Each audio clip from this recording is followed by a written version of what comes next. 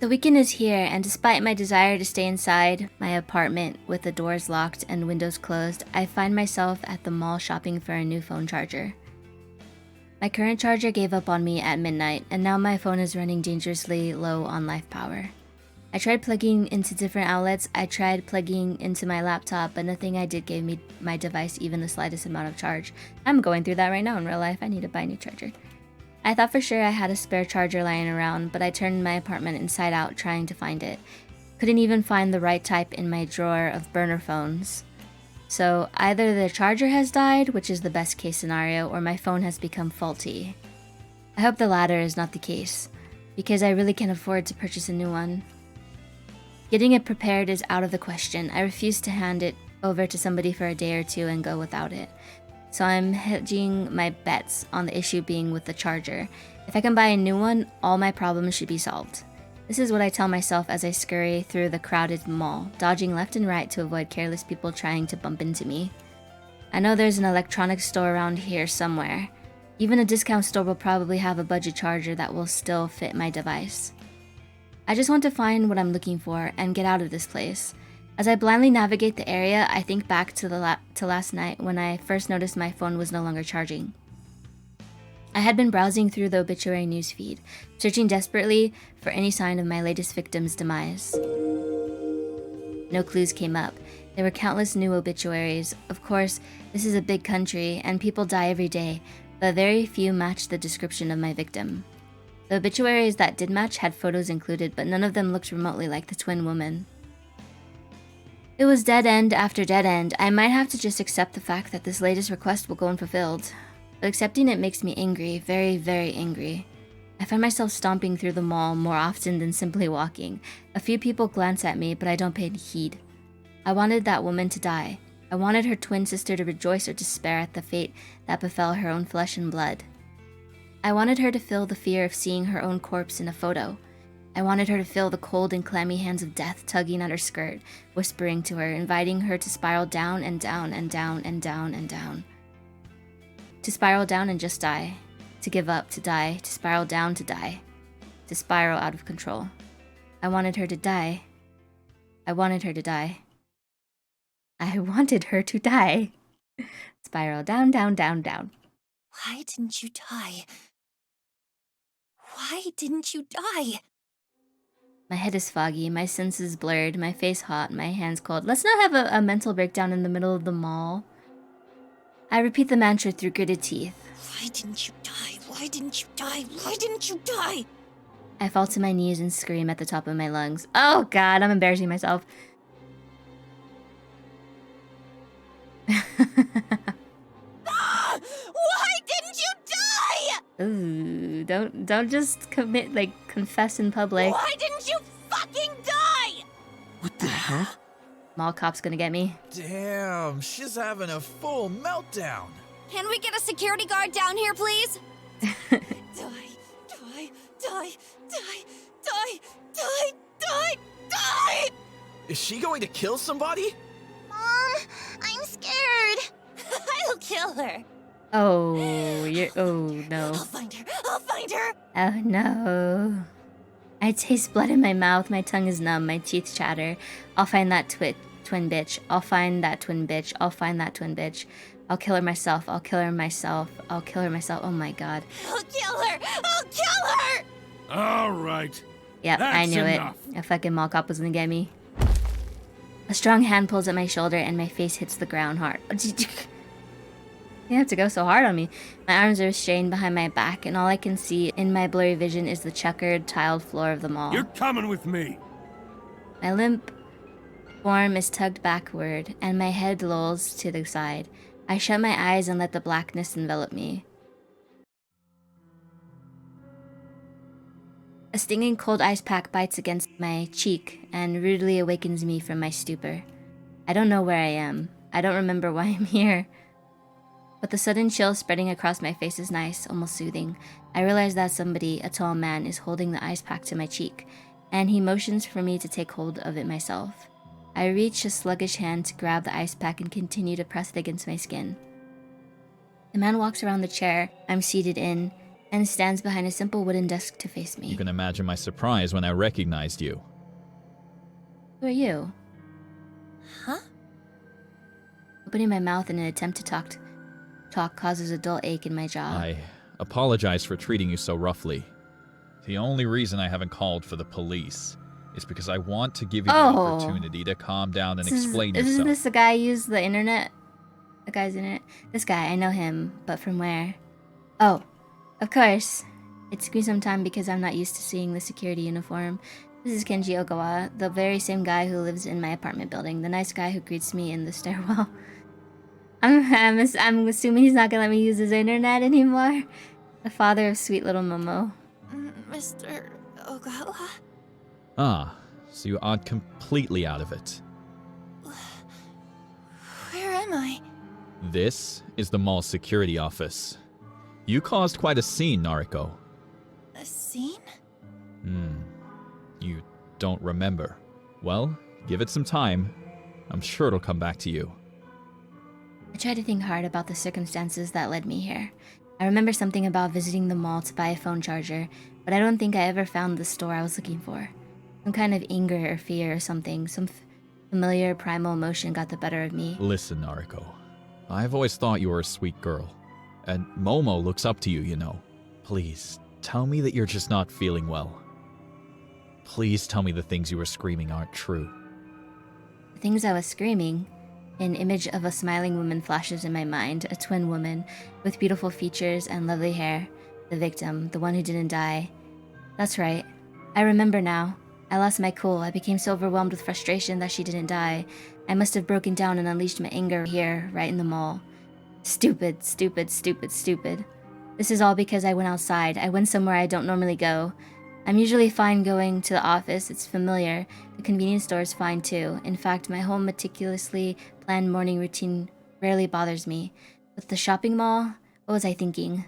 I haven't been keeping up with my medication. Even if I was on top of it, going somewhere out of my comfort zone is always a risk. I need to start regulating my intake.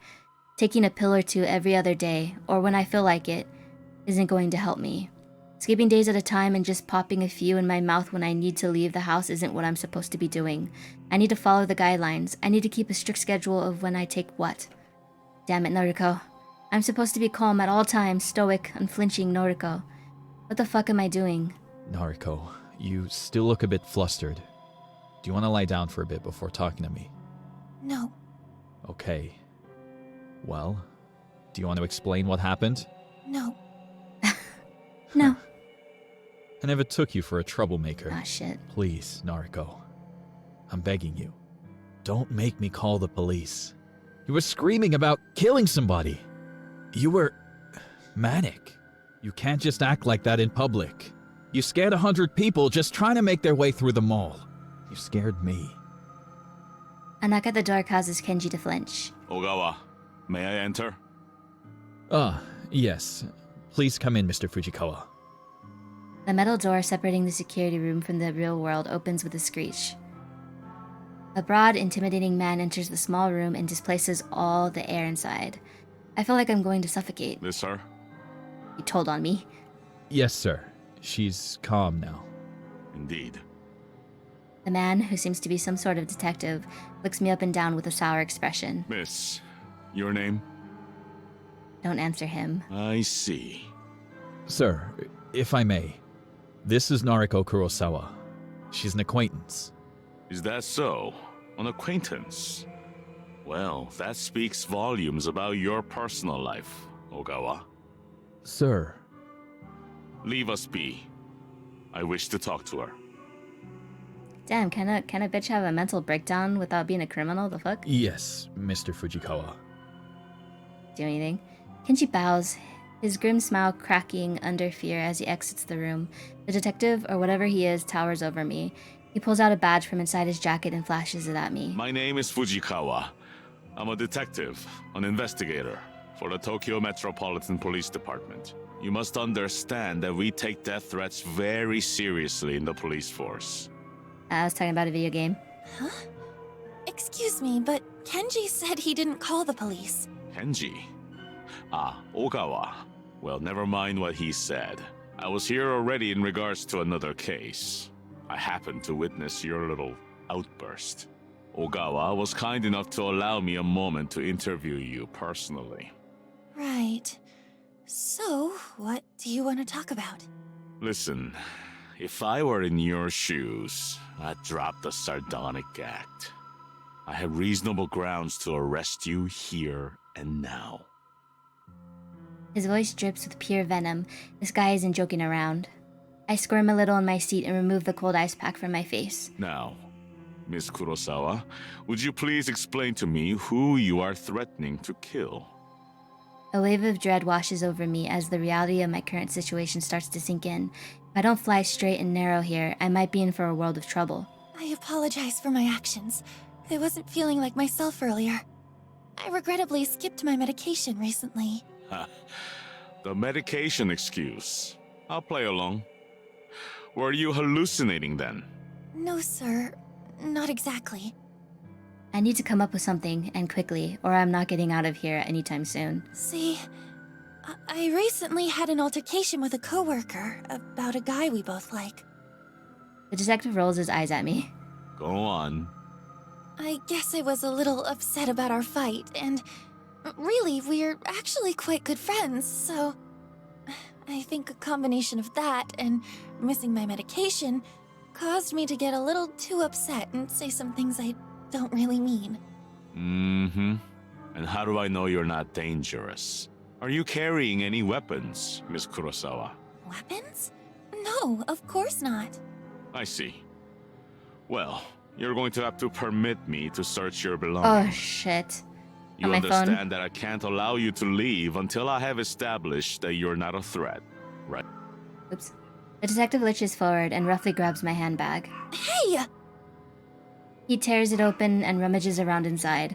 I'm somewhat relieved that I'm traveling lightly today. I even left the 2 books I'm reading at home, thank goodness. He finds nothing of interest in the bag, save for one thing, my phone. Taps the screen, toggles the power button, and smacks the phone against his open palm. Is this broken? I realize that the last drop of battery power must have finally drained. I'm probably lucky for that fact. If he found certain things on my phone, I might be in trouble. It's not like I keep corpse photos on there. That's what my collection of burner phones is for. But there are certain things that would be incriminating if they fell into his hands. My noise chat log with Kojiro, for starters. And then there are those images of Aoi and Tomoe, and that famous singer that had her phone hacked and her private photos uploaded to the net. Aoi knows I have her photos. She's okay with it.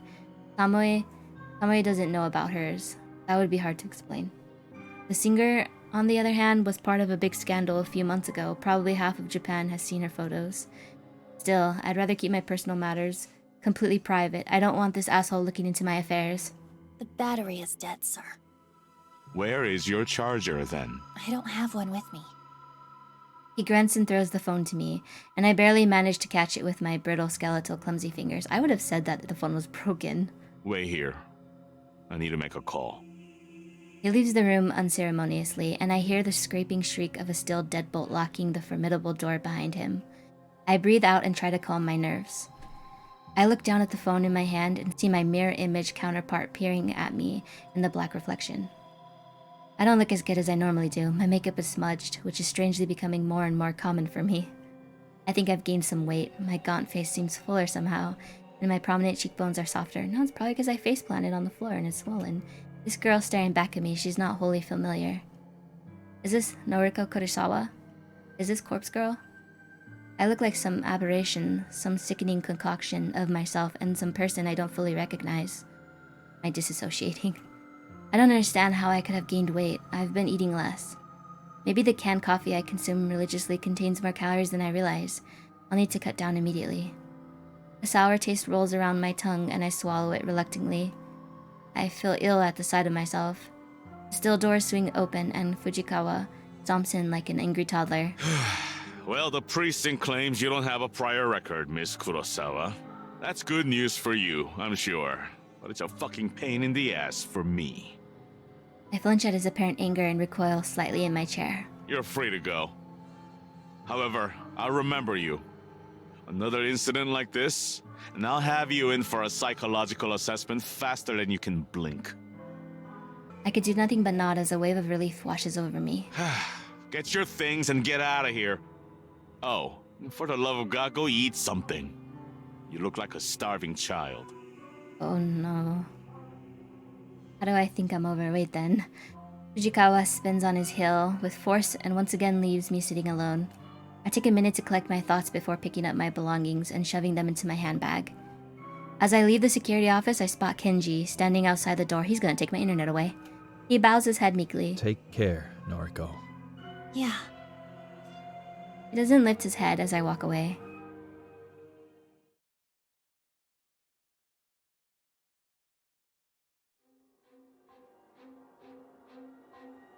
So much for stoic, unflinching Noriko. Remember stoic, unflinching Noriko? This is her, weak of flesh and weak of will. Weak, weak, weak. Noriko can't control her emotions. Noriko can't face the world outside without the help of peppy pink pills. Noriko, Noriko, Noriko. She keeps calling herself that. I keep calling myself that. But I'm more than that, more than her. I'm Corpse Girl. I'm bigger than the frail body before me. What do my looks matter in the grand scheme of things? What does my ego matter? Oh God. Yeah, that's how it looks like when you look at your profile picture for too long. I want to be beautiful, thin, gorgeous. Kojiro called me gorgeous. It made me feel good. But that doesn't matter. None of it matters. Corpse Girl matters. She will succeed and the world will continue to spin. I need to gain weight or lose weight. I need to look like Aoi with her small frame and cute features and that bust that's too hard to look away from. I need to look like Tomoe with her fuller figure, her obscene fashion sense, and those oddly beautiful eyes that she doesn't deserve. I need to look like Yuriko with her bad haircut, terrible piercings, and trashy clothes. I need to look like Mother, who is just like me and Yuriko combined, but with vacant eyes that used to be sparkling and clear but now just glazed over whenever you try to talk to her. I need to look like Noriko with her dark hair and her intense gaze and her healthy, acceptable frame. I don't need to look like the skeleton, this living corpse. I don't need to look like this physical embodiment of hunger and longing and lust and fear and stress and anxiety and uncertainty and ambition and exhaustion. Fuck you. I curse at the mirror and spit on my own reflection. Fuck you!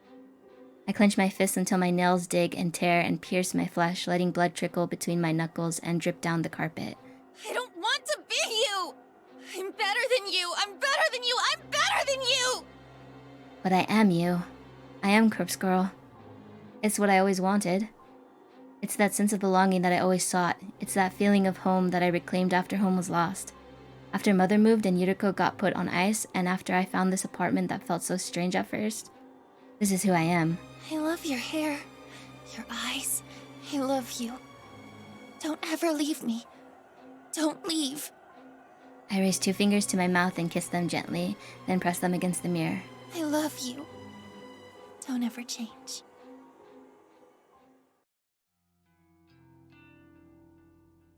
And 7th Sunday morning. To my absolute delight, I woke up this morning feeling really refreshed. I was worried that my temporary incarceration at the mall would continue to stress me out today. Thankfully, my fears were unfounded. I spent the early morning cleaning up my room. I had to use some elbow grease to get a few specks of blood out of the carpet and to clean a bit of lipstick off my mirror. I even took my medication with a tall glass of water, and I didn't skip the pills I don't like this time. It will be some time before I feel stable, maybe even a few weeks, but the fact that I'm already taking steps forward has done wonders for my mood. Today's a day to stay inside and work on me. I can't have another incident like yesterday. I can't break down in public and put myself at risk. Can't break down at home again and feed on my insecurities and anxieties. I need to be strong for Corpse Girl. For me. With my room now clean, I decide to spend a little time tidying the rest of my apartment. As I work, I make myself a new mental checklist of commitments. Noriko's promise list, if you will. Commitment number 1. I'm not going to lose my shit if a victim doesn't meet their demise. Just because that twin woman didn't kill herself doesn't mean I'm a failure. I had 3 successes before her, and I'll have more successes again. I just need to try harder, work harder, refine my methods, and keep moving forward. And I'm not at a dead end yet. I have a trick up my sleeve. After all, Kojiro's connection to the morgue may very well be the ace I need to win. Commitment number 2. I'm going to improve myself. I won't say that I'll fix myself. I'm not broken, not yet. I'm going to improve. I'll keep up with my medication. I'll keep up with my social life. That means keeping in touch with the few friends I have, Aoi, Shinya, and even Tomoe.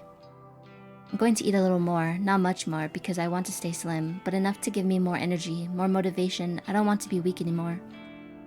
Commitment number 3, the last one. I'm going to get over Aoi. Aww. I love her. I've loved her since high school. In those days, she always stood by me. My insecurities and anxieties never pushed her away. She knew what I was going through, what I still go through, and she could relate to me. She has her own compulsions and anxiety to deal with, so I can't lean on her like I used to. Instead, it's my turn to help her out. But I will move on from obsessing over her. She isn't ready for a relationship, and she explained all of the reasons why when she rejected me so long ago. Clinging to the hope that one day we'll be together isn't good for my current state. I need to be moving on, moving forward. I need to let go. She is and always will be my dearest friend. I'll always love her, but I will let her remain as simply my friend, and I will find someone else to call a lover. Oh. This last commitment really makes me feel like a weight has been lifted off my chest. Instead of obsessing over Aoi, spending countless nights lying in bed looking at her photos, thinking about her at odd hours of the day, instead of all that, I'll be able to move on. Even if it takes some time, I'll find someone who wants to be with me. There are plenty of fish in the sea, as they say. Yeah, you deserve somebody who loves you. Can't say there's anyone in particular I have my eye on just yet. My social circle is pretty limited after all. Jinya is a guy I'm simply not interested in. There's no spark there, and there never will be. Tomoe, as irritating as I find her, is oddly alluring to me. I don't like her clothes or makeup or the whole aesthetic she has built for herself, but a part of me would kill to spend a passionate night with her. Oh. And she admits it. Then there's Kojiro, that weird, awkward, strange alien creature that I just can't wrap my head around. He said I'm gorgeous, he really said that. But he's too weird. I feel like he's the kind of guy that would stalk you and stab you if you ever broke up with him.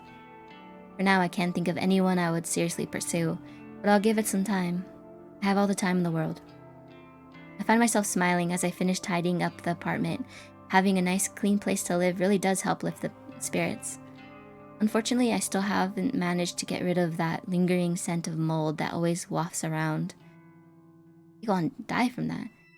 It's a musty odor that seems to be ingrained in the very walls of the apartment building, for at least as long as I've lived here. I know it's not coming from my apartment, because it's pretty easy to smell from downstairs too. As far as I can tell, my place is completely mold-free. Maybe somebody is fucking with corpse in my apartment. I might not be the best at cleaning, but if nothing else, I keep disgusting mold out of my home. Still, the occasional odor aside, my place is clean and cozy now.